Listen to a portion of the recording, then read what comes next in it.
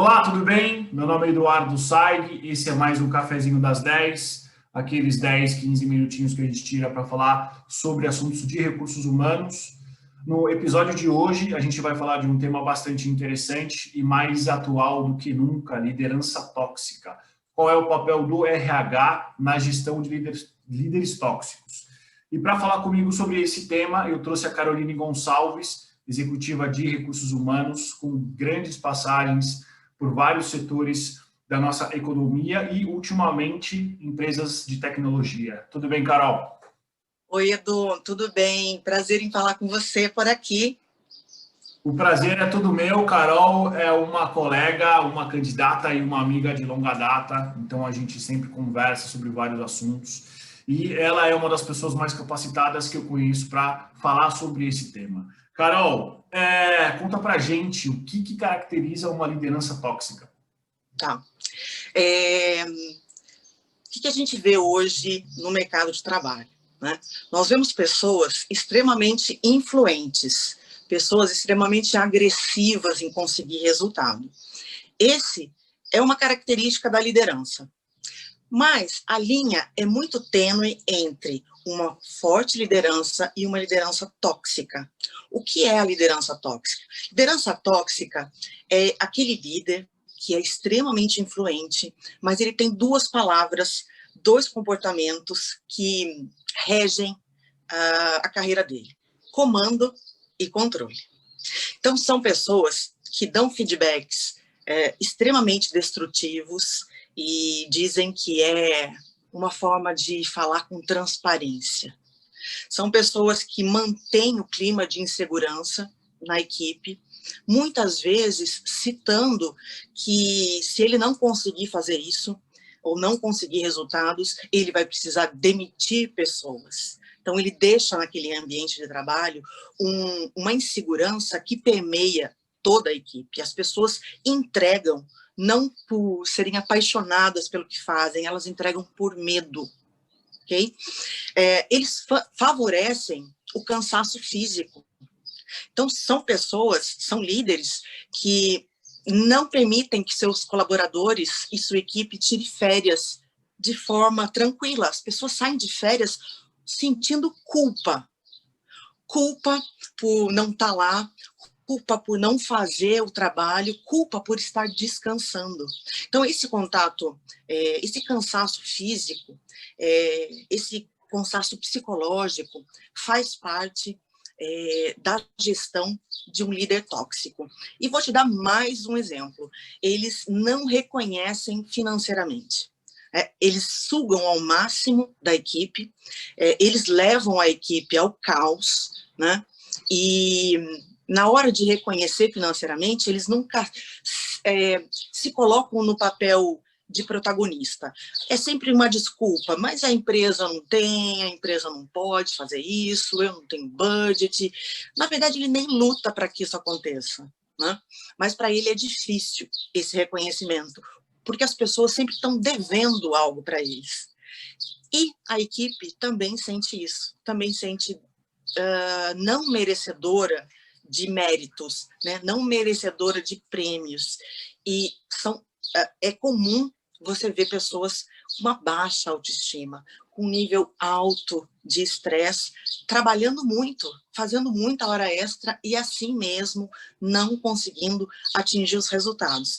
Não porque ela não atinge resultados, mas porque nunca tá bom para esse líder tóxico.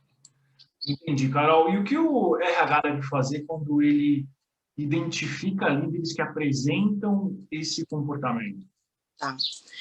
A gente vê hoje na liderança, né, e com essa transformação toda digital, que a comunicação ela está mais presente e o acesso às informações estão mais presentes do que nunca estiveram. Nós vemos livros de liderança e treinamentos de liderança tão bons e tão atuais, que é impossível qualquer líder não ter acesso a essas informações. Bom, visto que nós temos processos de coaching com pessoas muito preparadas, visto que nós temos ótimos livros e visto que nós temos treinamentos de liderança muito bem conduzidos, como assim que eu ainda tenho líder tóxico? Então, o RH precisa começar a olhar não só o comportamento, porque se fosse só o comportamento, essas três coisas que eu te falei, coaching, leitura e treinamento, dariam conta do recado. O que nós estamos falando é a questão do caráter. É um assunto bastante delicado e que não se encontra facilmente em bibliografia brasileira, tá? Você vai encontrar esses assuntos muito mais numa bibliografia americana, por exemplo, tá? Lá eles falam muito sobre isso. O RH, então, precisa ter um papel protagonista em identificar esses comportamentos que passam de só maus comportamentos. É um problema de caráter e a gente precisa olhar para isso. Entendi. Carol, uma dúvida que na verdade não é nenhuma dúvida, assim, foi uma afirmação que eu venho ouvindo ao longo dos anos. Você acha que o mundo corporativo, o mundo dos negócios, ele estimula um comportamento tóxico? Não. Eu acho que o mundo corporativo, ele é a forma que esse líder tóxico encontrou para ter o poder necessário para assumir esse comportamento agressivo, esse comportamento tóxico, né? O mundo organizacional, ele te dá algumas premissas, como, por exemplo, a competitividade, né? O foco no resultado. Então, você precisa fazer as coisas de forma que você atinja alguma coisa, você tem uma meta, né? O mundo organizacional, ele te favorece nisso, ele favorece muitas vezes do seu propósito, né? Dependendo da área que você está, você encontra no seu trabalho o seu propósito. E isso é muito normal de acontecer. No entanto, a agressividade ao ponto de ser insana, né? Ao ponto de passar por cima das pessoas, ao ponto de desrespeitar as pessoas, eu digo psicologicamente mesmo, né? Isso a gente encontra tanto no mundo organizacional como em todas as outras áreas. Então, a resposta que eu posso dizer para você é que não. Não necessariamente uma pessoa precisa estar no ambiente organizacional para se tornar tóxico. Se ele tem esse problema de caráter, ele vai desenvolver esses comportamentos aonde ele estiver. Entendi.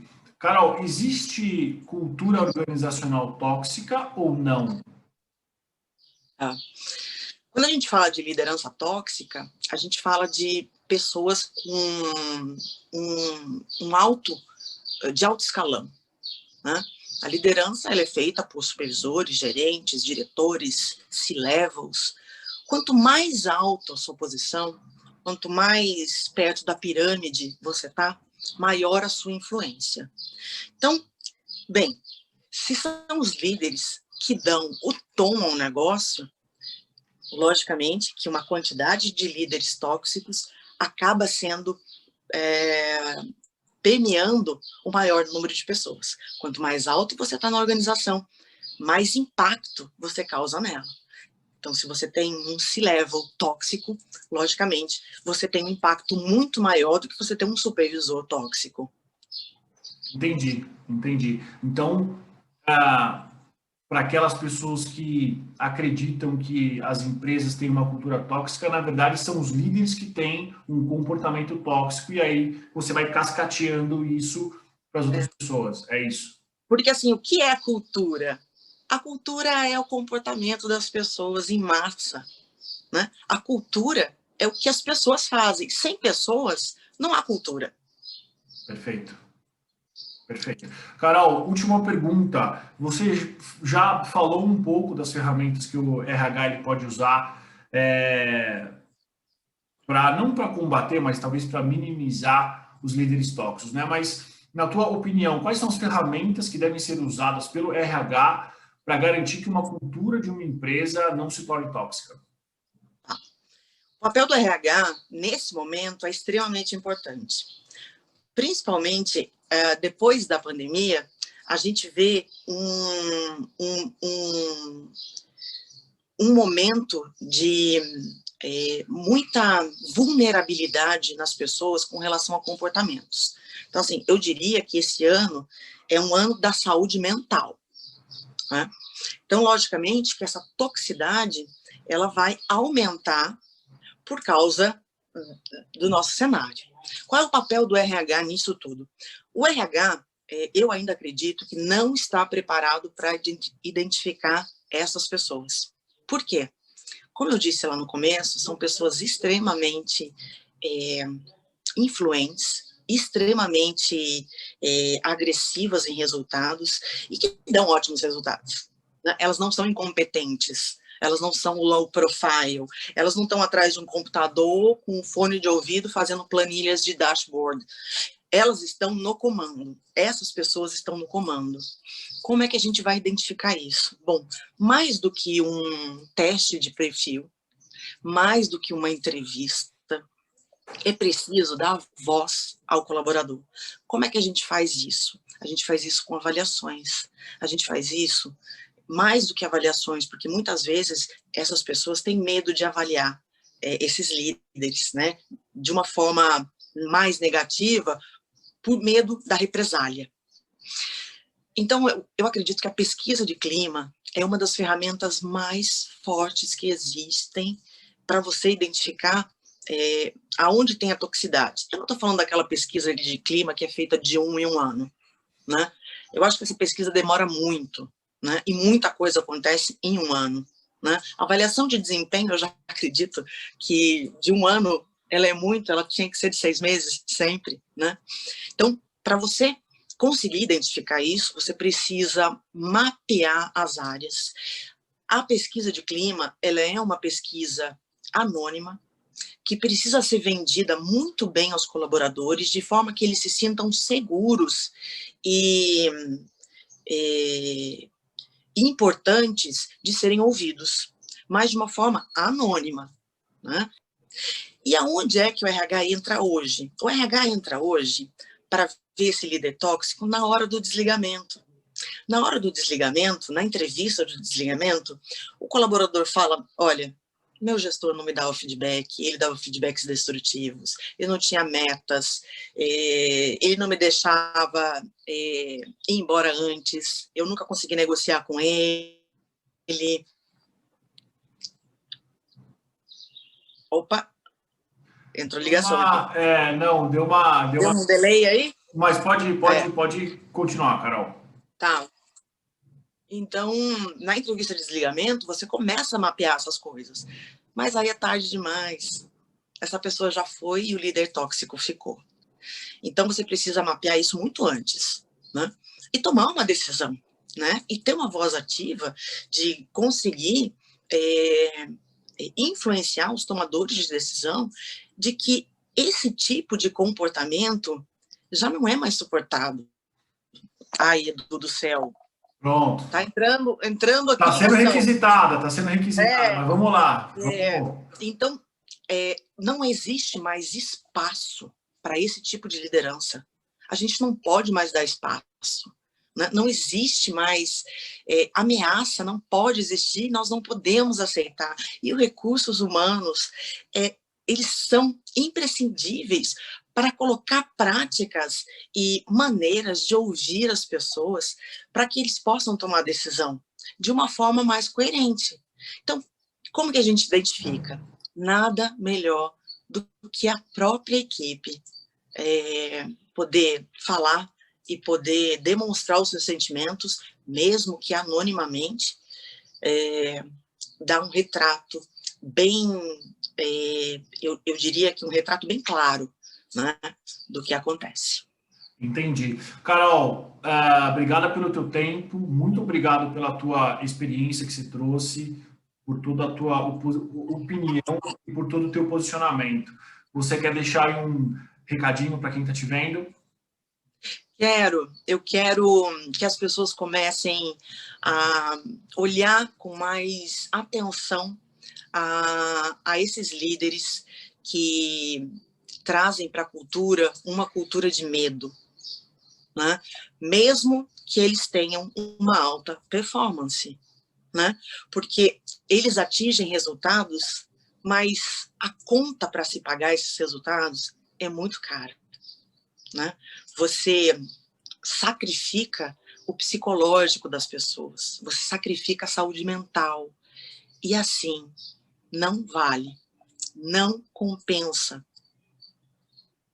Perfeito. Carol, obrigada pelo teu tempo. Para você que está assistindo a gente, esse foi mais um Cafezinho das 10. Curta e compartilhe, e até o próximo. Obrigado.